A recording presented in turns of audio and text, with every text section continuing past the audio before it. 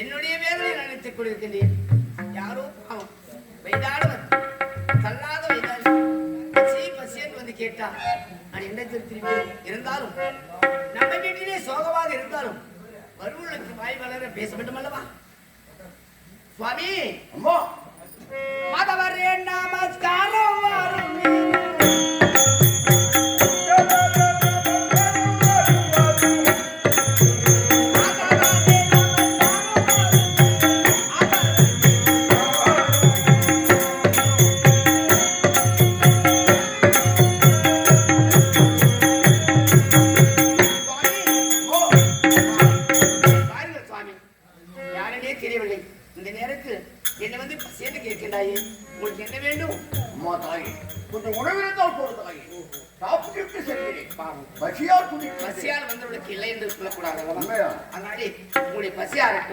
பழைய காய்கறிகள் தான் நிறுத்தி இருக்கிறது. ஆனால் கொண்டு வந்து கூடாமா? தாயே இவ்வளவு அழகாக பேசுகின்றாயே, தாயே இவ்வளவு அழகாக பேசுகின்றார். நீ யார் என்று எனக்கு தெரிய வேண்டும்.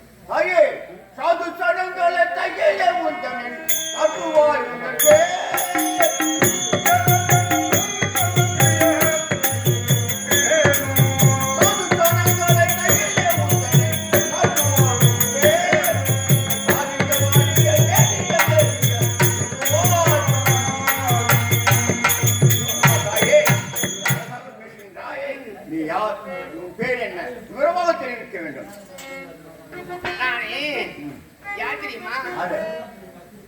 அந்த கனகராஜன் புத்தி 86 தேசம்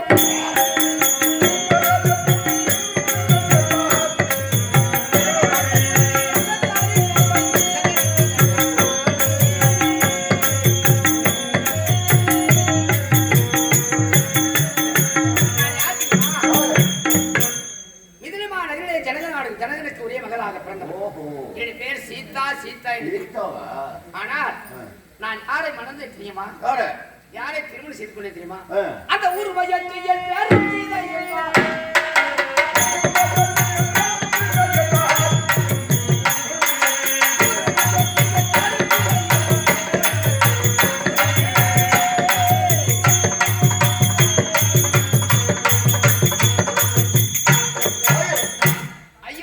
நகரை கண்டு வரக்கூடிய அசரண மகன் தசரதன். அவருக்கு 4 புதல்வர்கள். மூத்தவர் மறந்தவள் என் பெயர் சீதா ஜானகி என்று தெரிவிப்பார்கள். காதிக்கு மூத்த பெற்றது என்ன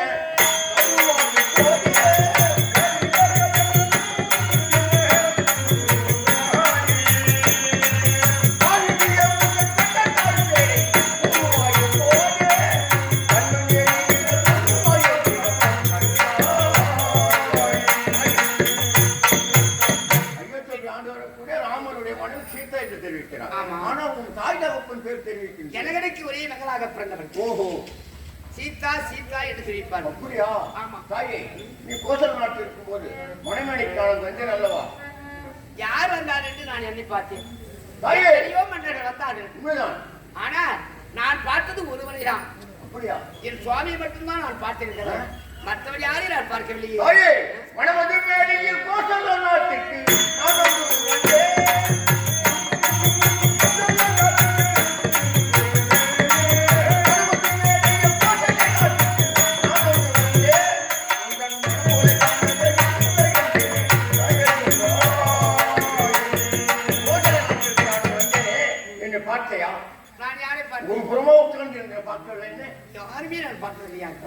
எத்தனையோ மன்னாதி மன்னர்கள் வந்தார்கள். அதில் ஒருவராக இருக்கலாம். நீ வயதானவர் இருக்கலாம். நான் எப்படி உன்னை பார்க்க முடியும்? சரி, இது வந்தது எனக்கு பசி. பசிக்கு அன்னம் கொடுத்தால் போதும். நான் புறப்படுகிறேன். சரி சரி, உணவுதானே? ஆமா, இது வருது.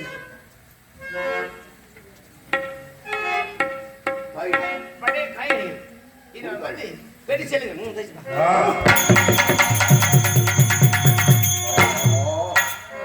நெருங்க முடியவில்லையே, என்ன செய்வது? தாயே, வாயிற்படைக்கு அந்தானம் இருக்கிறேன். அந்தானம் இருக்கிறான். நீ வந்து போடு தாயே. எக்காரணத்தை கொண்டு நான் அரண்மனை விட்டு தாண்டி வரக்கூடாது. என்னன்னாலும் அன்னம் அளிக்க வேண்டும் அல்லவா? ஆமா, பசிக்கு எனக்கு அன்னம் கொடுக்க போறான். கொடுக்கின்றேன், பிறகு கொடுக்கின்றேன். ஆனா கொடுத்தாலும் நான் வெளியில் வரக்கூடாது. ஆமா, என்னை மட்டும் உன் ஊர் எது, பேர் எது, நாடு எது, நகரம் எது இருக்கின்றாயே? நானு எவ்விடம் இருப்பது சன்னியாசி.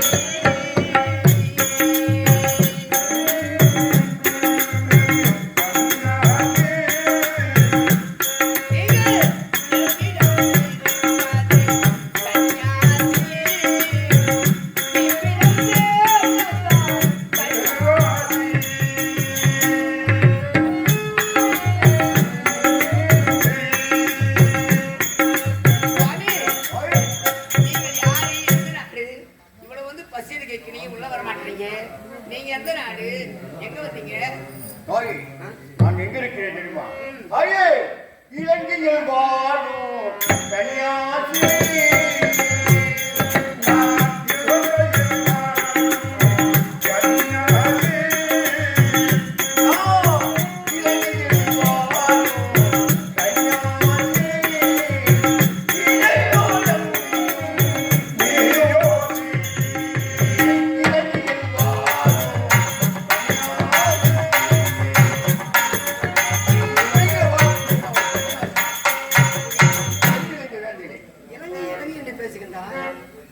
இலங்கையில் இருக்கக்கூடியவன் அவன் எப்பேற்பட்டவன்? அங்கிருந்து வருகின்ற திருத்தாயே, இலங்கை என்றால் கொடிய ராவணன், 10 தலை 20 கரம் படித்தவன். ஆனால் படித்திருக்கின்றதை தவிர, கேட்டிருக்கின்ற தவிர பார்த்தது கிடையாது. ஆனால் இனிமேல் அந்த நாட்டுக்கு நீங்க செல்ல வேண்டாம், நீ இங்கே இருங்கள். ஆனால் அவன் எப்படிப்பட்டது தெரியுமா? அவன் ஒரு தீயவன், சண்டாளன், அரக்கன், கொல்லாதவன் இல்லையா? ரத்தவர் பிடிச்சவன் சொல்லுவார். அதனாலே நான் இங்கே இருங்க. ஆனால் இவருடைய கணவர் வந்துட்டார். நாங்கள் வரும்பொழுது மூவராக வந்தோம். மூவராக வரும் பொழுது அழகான ஒரு பொன்னிறமான மான் வந்தது. ஓஹோ, அங்க வந்ததா? வந்துதா மான் வந்தது. அப்ப பேர் என்னாச்சு? புடிச்சா தொட்ட போய் கேக்குறேன். அந்த பொன்னிறமான மான் வந்ததா? அந்த பொன்னிறமான மானை பார்த்து நான் ஆசைப்பட்டேன். ஆசைப்பட்டது என்னுடைய இளையவர் வேண்டாம் என்று தெரிவித்தார். அதனாலே முதன்முறையாக என்னுடைய மன்னவர் இருக்கின்றாரே ராமபிரான், அவர் மானை பிடிப்பதற்கு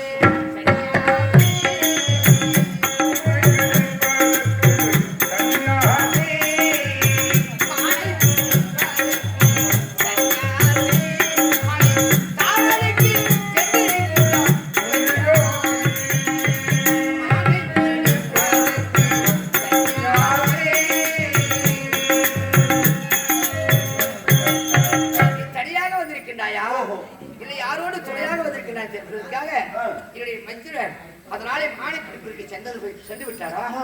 சென்ற இடத்திலே ஆ. சீதா அவயம் ஓ லட்சணா அவயம் என்று ஆ. கேட்டது. ஆ.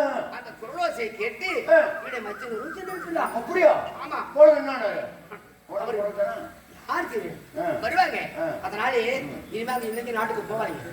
அவன் கொடிய சண்டா, அவன் நல்லவரை பாம்பு அந்த மாதிரி நாட்டுக்கு போவாங்க. இங்கே இருங்க, என்னுடைய மச்சனர் வருவாரு, என்னுடைய கணவர் வருவாரு, உனக்கு நிறைய சாப்பாடுலாம் போடுவாங்க, சாப்பிட்டு இங்கே காலத்தை கழிங்க. இந்த மாதிரி சண்டா ஊருக்கு போவாத, அவன் பயந்துக்காரன். என்னை பற்றி ஏதாவது திட்டினாலும் திட்டு. ஏன்? ஆனால் இது இளைஞர் வாழும் ராவணன் எப்படிப்பட்டவன் தெரியுமா? அவன் காம்போதிராகத்தை பாடியவன், ஐயா கைலமணியை உருவ செய்தவன், தெலுங்கு பாஷம் உட்பட செய்தவன். அவனை பற்றி நீ சொல்ற அவனுக்கு பெருமையா இருக்கலாம். அவன் எனக்கு எப்போதுமே இழிவானவன் தான், நயவஞ்சகம் பிடிச்சவன், நச்சு பாம்பு, கொடிய சண்டாளன், அரக்கன். அப்படிலாம் திட்டக்கூடாது. அந்த ராவணன் இப்ப நான் வா என்றால் வருவான், போய் என்றால் போவான். ஐயோ அப்படிப்பட்டவன் அவன். நான் அழைத்தால் ஓடி வருவான். பயந்துக்கார மாதிரி இருக்கிறான் பிச்சாண்டி. அவன் எப்பேற்பட்டவன், இப்படி சனாதிபதி, யாருக்குமே அடங்காதவன் அவன். நீ அழைத்தா வருவான், அழைத்தா வருவான், போன போவான், போவான். உன் வீட்டு வேலைக்கிறேன், ஒரு நாள் முடியாது. அப்படியா? நீ அமர்ந்துடு, ராவணன் அழைக்கிறேன். உண்மையாகவா? உண்மையாகவே. அழைக்கலாமா?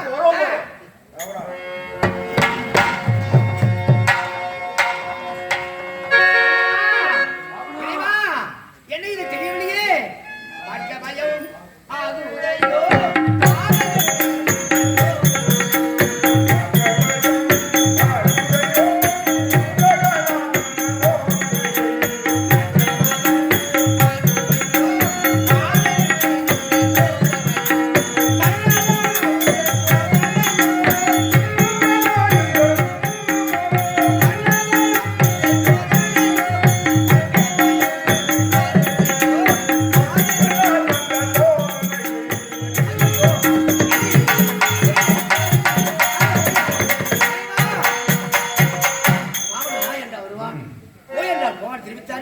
என்ன இது ஒரே நடுக்கமாக இருக்கிறது.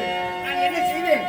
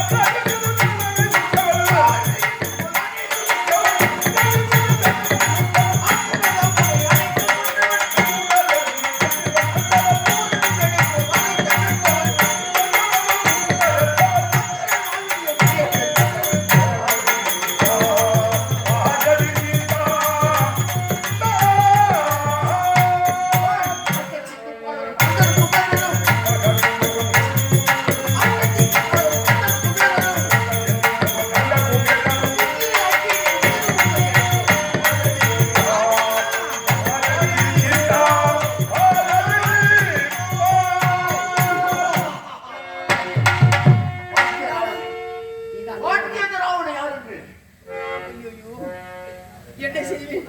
இறைவா, என்னை காப்பாற்ற யாரும் இல்லையா? ஆண்டவா, என் வாழ்க்கை இன்பம் இதுதானா?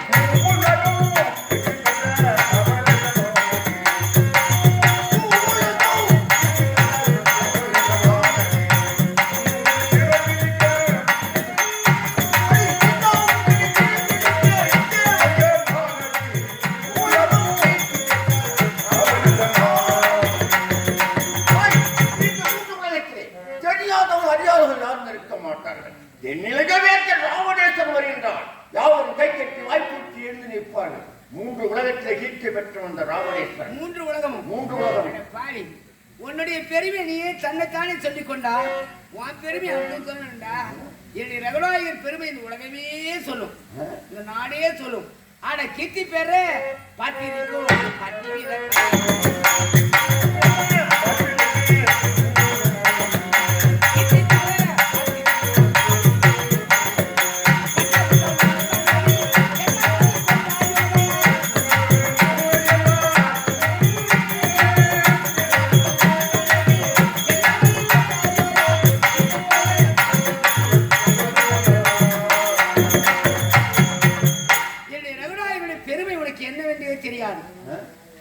வளையாத வில் வளைத்து இரண்டு துண்டாக உடித்து என்னை திருமணத்தை செய்தவர். அது மட்டுமல்ல, அதாவது கார்த்திகராஜன் உனக்கு தெரியுமா?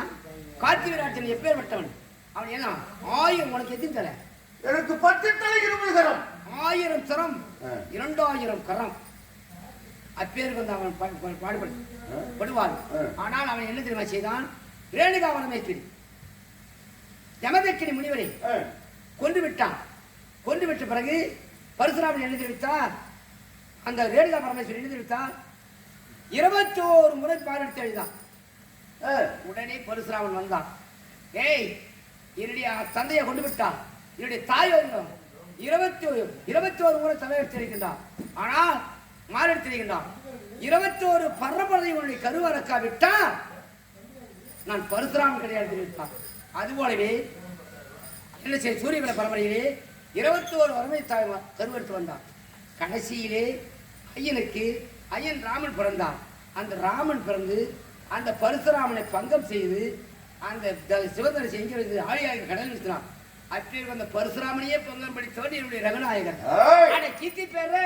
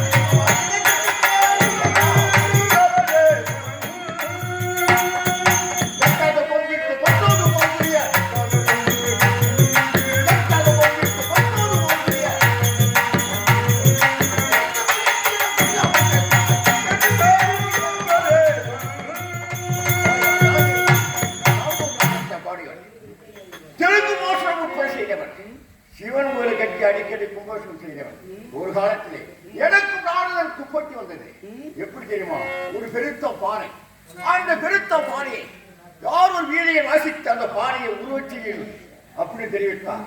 நான் சங்கருக்கு நிகழ்ந்த சங்கராம ராகத்தை வாசித்தேன். அந்த பாறையே உருவேது என் உடவாய் இருக்கும். பாறை எடுத்தால் பாறை உள்ளே சொருகி விட்டேன். பாறை இழுகி விட்டது. பாட்டை நிறுத்தி விட்டேன். நாரதரே, நீ உன் ராகத்தை பாடி கட்டி ஒடியாமல் வெளியெடுக்க வேண்டும் தெரிவித்தேன். நாரதர் பாட்டை பார்த்தார். ஒண்ணும் முடியல. எனக்கு வீரக்குடி வேந்தன் அப்படி பேரு. மறுநாள் பாட்டை அசைத்து அந்த பாறை உருவு செய்து கட்சியை முடியாமல் வெளியெடுத்து விட்டேன். உன்னுடைய நாயனோட எனக்கு தான் பெருமை. அந்த ஜனகதனை வெல்வடித்து என் சாமி பத்துருமான நிலவரி யாமரே வாய்மதம்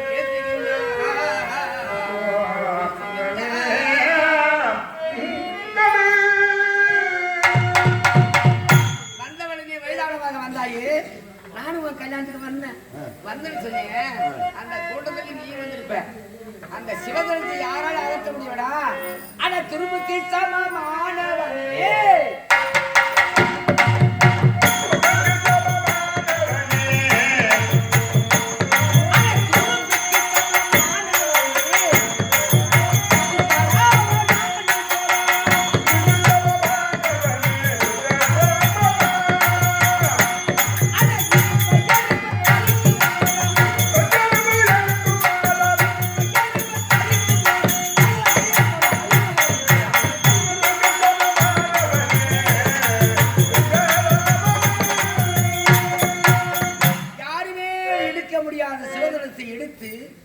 வளர்ப்பிற்கு பதவாக எடுத்து ஒழித்து 2 துண்டாக ஒழித்து விட்டார்.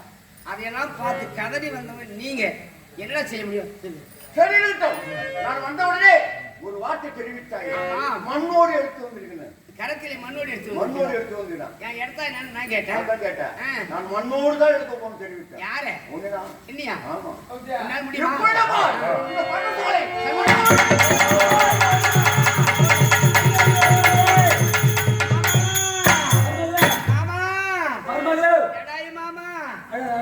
சமயத்துல வந்துட்ட மாமா. நான் மட்டும் இல்ல, எப்படியாவது நீதான் என்னை காப்பாத்தணும். நான் பாத்துக்கிறேன். வர வேணும். அடே ராவணா, ஏன் என்ன இந்த ஆளு நினைச்சியா? வர வேணுமா? நீ சண்டை போட வந்து? ஆமாண்டா. முடியும் முன்னால ஏன் முடியும்? நான் முடியாம ஓய்யாது பறத்தாலும் ஊக்குரிமை கிடைக்காமோ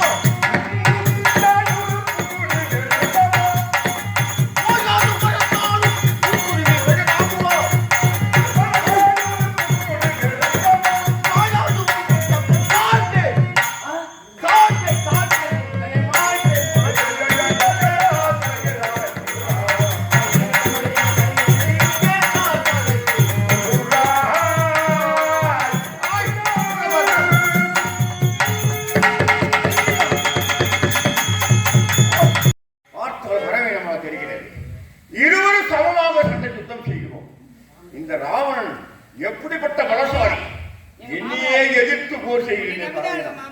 கவலைப்படாதமா, நான் மட்டும் இல்ல, நான் பாத்துக்கிறேன். வரவேணமே, நாம் இப்படி இருவரும் சண்டை செய்து சமமாக சமர்த்தம் செய்கிறோம். ஆமா, இருந்தாலும் அவரோட உயிர்நாளை நினைத்து நாம் சண்டை செய்யாம.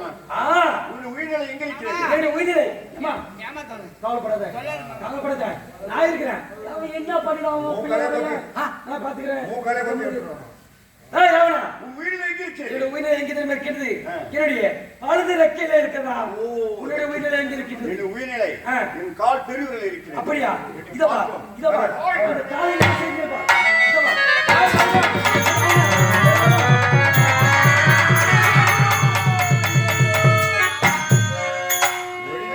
என்னால் உனக்கு இந்த விதி வந்ததா மாமா? மாமா, ஐயோ, இந்த பாவிதானே நான் எதற்கு என்ன எழுத்தர வாதிட்டாரை பெண்படுத்தி பேர என்று தெரிந்து விட்டேன். அந்த மாலை நான் ஏன் ஆசைப்பட்டு கேட்டேன் தெரியவில்லை. ஆண்டவா ரகுநாயகா, காட்டின் மாலை கண்டார் கேட்டேன்.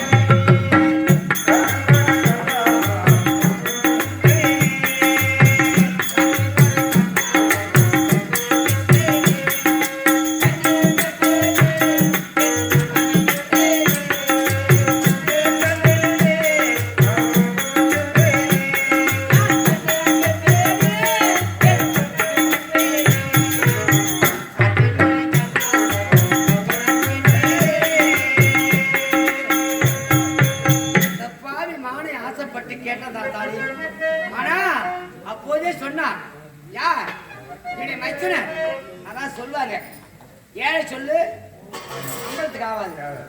ஊர்ல கூட்டம் போட்டு பேசியிருப்பாங்க. அவன் பாவம் சரியா துணி கட்ட மாட்டான், நல்லது பண்ண மாட்டான், ஏழையா இருக்கும்.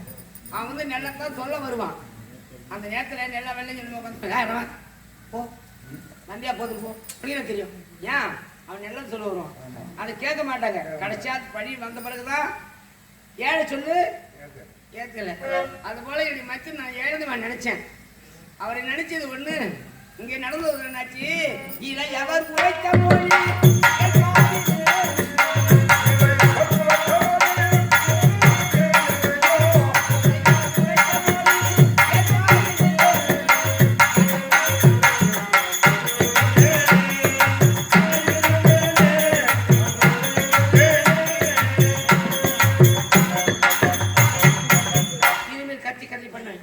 மாமா மாமா அண்ணா மகளே மாமா மருமகளே உன் உயிர் போகுது மாமா போதா இதை சீதா கொடுக்குறேன் எப்போ போகுமோ அப்பதான் போகும் மாமா எப்படியும் இவன் என்னை தூக்கி தான் செல்ல போறான் சரி உங்களுடைய பிள்ளைகள் இருப்பு வருவார்கள் இருவரும் அந்த நேரத்தில் யார் தூக்கி சென்றது சென்றால் தென்னிலங்கை ஆடுவர் குளிர் அவன் வந்தான் என்னை கொண்டு விட்டான் என் உயிர் போகுது அப்படின்னு ஒரே வார்த்தையை உன் பிள்ளை கிட்ட 2 பேர்ட்டையும் ஒரு வார்த்தை பட்டுன்னு செத்து போட்டுன்னு செத்து போமாமா அப்பதான் உயிர் போகும் இதுவரை உன் உயிர் எப்பயும் போகாது மாமா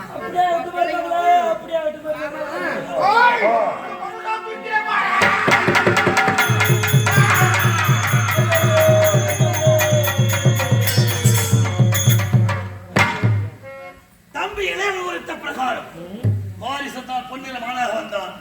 விடுத்த வானத்தை மாண்டு மடிந்தால் மாரிசன் புறப்பட்டு பரதவசாலை செல்லிக்கிட்டு அண்ணா அண்ணா உங்களுக்கு யாதொரு ஆபத்து நேரவில்லை.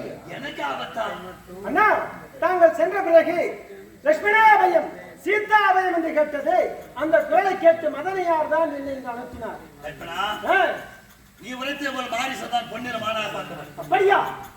உயிரோடு பிடிக்கலாம் என்று பார்த்தேன், கிடைக்கவில்லை. எடுத்தேன் பானத்தை மாண்டு மனிதன் மாரிசன் நேரத்திலே சீதா அபயம் லட்சுமணனுக்கு குரல் கொடுத்தான். அவன் கொடுத்த குரல் தானா? மாண்டு விட்டான். சரி போகட்டும், புறப்படு. மதுரையார் தனியா விட்டு வந்து படசாலை படசாலை செல்லவா?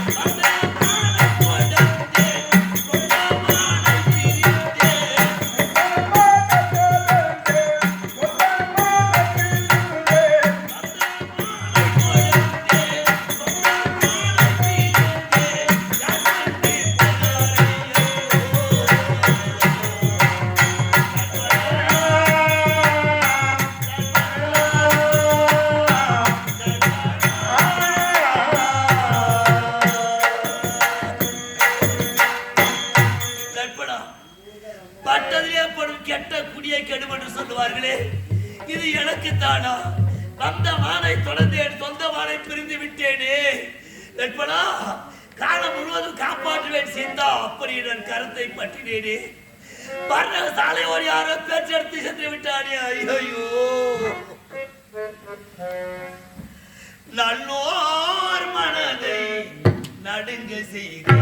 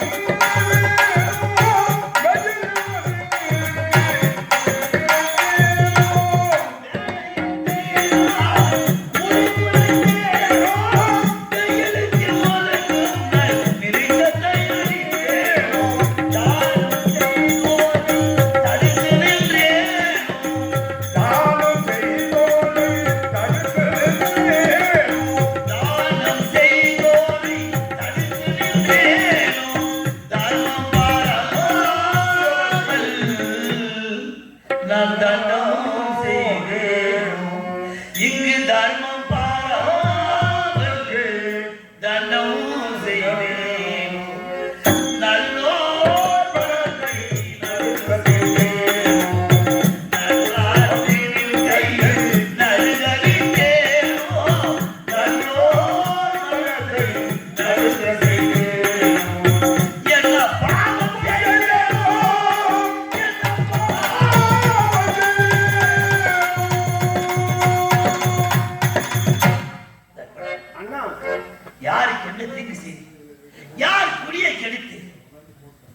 எனக்கு இந்த சோதனையா காலம் முழுவதும் காப்பாற்றுவேன் யாரு என்று வில்லை ஒடித்து கரத்தை பிடித்தேனே அரண்மனையில வாழக்கூடியவன் நீ யாரும் வரக்கூடாது உரைத்தேனே என் வார்த்தை ஏற்றுக்கொண்டாளா ஏற்றுக்கொள்ளவில்லையே கணவன் இருக்கும்படி அயோத்தி என்னோடு வந்தாளே தம்பி படுபாவி யாரோ ஒருவன் பாரோடு பேர்த்தெடுத்து என்று விட்டாளே தம்பி அண்ணா நான் எதற்காக தங்களை நாடி வந்தேன் தெரியுமா அண்ணா மதனையார் உரைத்த வார்த்தை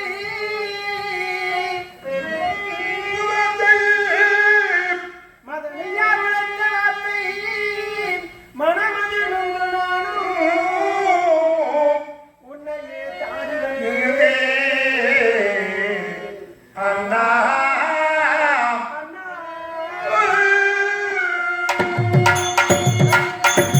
மதனையார் என்ன வார்த்தை உரைத்தா தெரியுமா என்ன வார்த்தை உரைத்தா அண்ணா எதற்காக தனியாக விட்டு வந்தால் அண்ணா இறந்தவர் பொருள் இருப்பவர்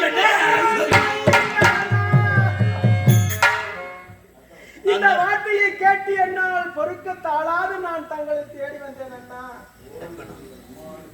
அப்படியானா யாரோ அதோ ரதசோடு தெரிகின்றது உண்மைதான் அண்ணா யாரோ ரதத்தில் வந்துதான் சீதா தேவியை பார்வடி பெருத்தெடுத்திருக்கின்றோம் ஆமண்ணா ரதசோடு வழியாக சென்றோம் யார் சீதாவை சிறையெடுத்தாலும் தெரிந்து கொள்ளலாம் உண்மையாக புறப்படலாமா புறப்படுங்கள் போகலாம் எந்த கதை இதுதானா இருள் சூழ்ந்த வாழ்வுதானா இருள் சூழ்ந்த வாழ்வுதானா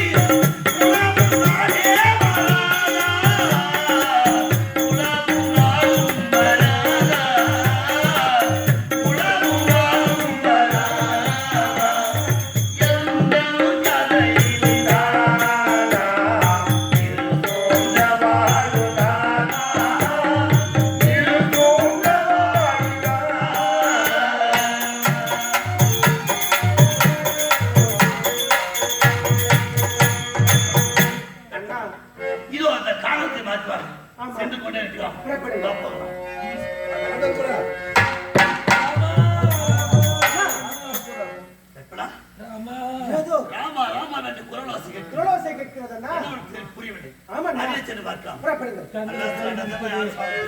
மல்லாசை கசமன்ற எப்படி பார்க்கறது? ஐயோ ஜடாய் தந்தையே, அப்பா ஜடாய் அப்பா, ஐயோ ஜடாயே தந்தையே, என்ன நேர்ந்தது தங்களுக்கு? என்ன இடையில பெற்றது? எதற்காக சிறை கொண்டு பூமியிலே ராமா ராமன் என்ற காரணம் என்ன? ஐயோ ராமா, என்ன நடந்தது தெரியுமா? என்ன?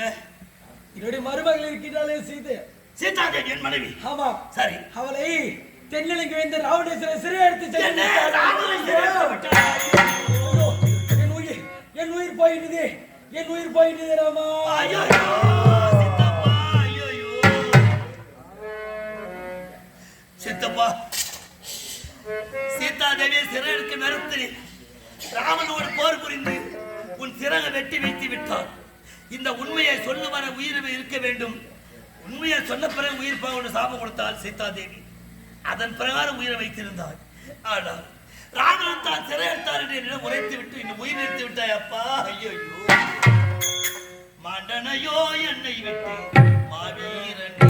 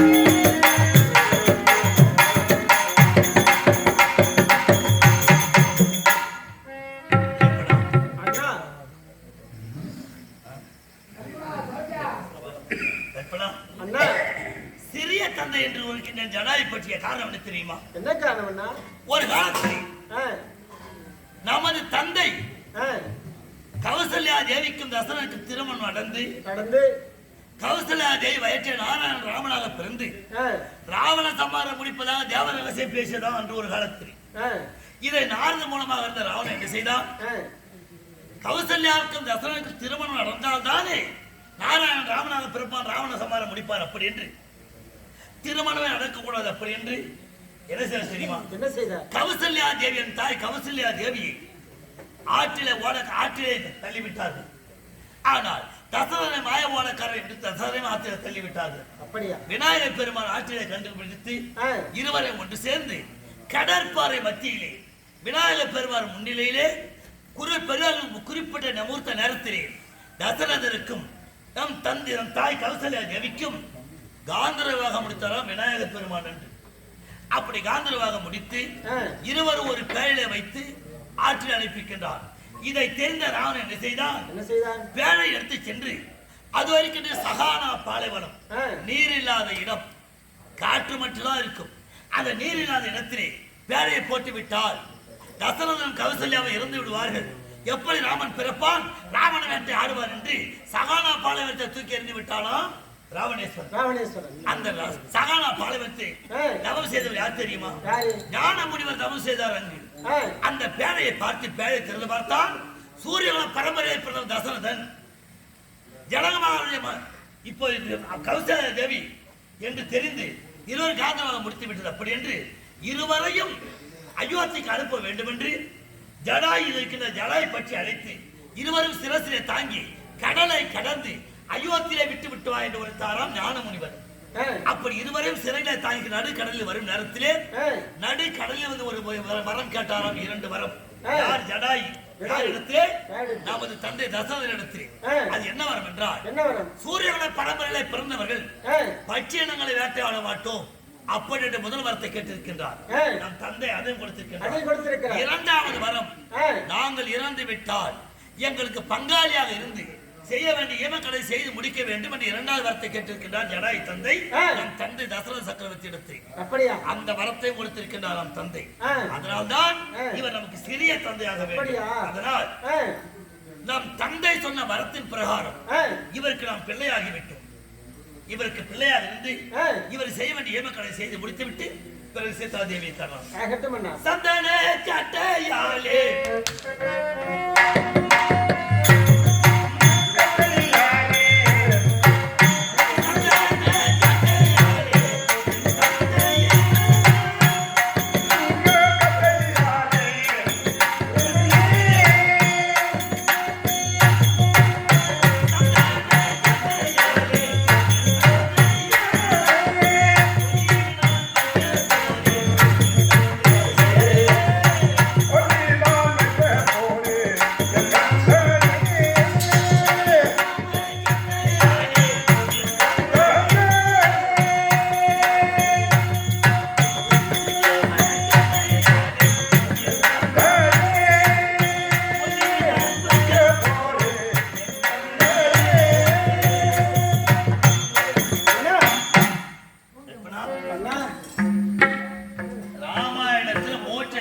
ஜடாயுதான் மோட்சம். சில பேர் சொன்னாங்க வாலிக்கு மோட்சம். வாலிக்கு மோட்சமே கிடையாது. கர்ணனுக்கு மோட்சம் கிடையாது. மோட்சம்னு சொன்னா ஒண்ணு பாரதத்துல பாண்டவருடைய தந்தை பாண்ட மகாராஜனுக்கு மோட்சம். ராமாயணத்துல ஜடாயுதான் மோட்சம். சில பேர் வாலி மோட்சம் வாலி மோட்சம் வாலி மோட்சமே கிடையாது. அது காசு நாளும் கிடையாது. இருந்தாலும் ஜடாய்க்கு மோட்ச சாம்ராஜ்யத்தை கொடுத்து விட்டோம். அதோ தெரியுமா ரிஷிமுக பருவதம். ரிஷிமுக பருவதம் சென்று இந்த வழியாக தான் ராவணன் சிறை எடுத்துப்பார் என்று தெரிந்து கொண்டோம். அவர் 10 சிறம் 20 கலங்கள் கொண்டு ராவணேசன் சிறை எடுத்தாண்டு ஜடாய் மூலமாக தெரிந்து கொண்டோம். ரிஷிமுக பருவதம் பார்க்கலாமா? வெயிலில் கொடுமையினால் போல கால் துடுதே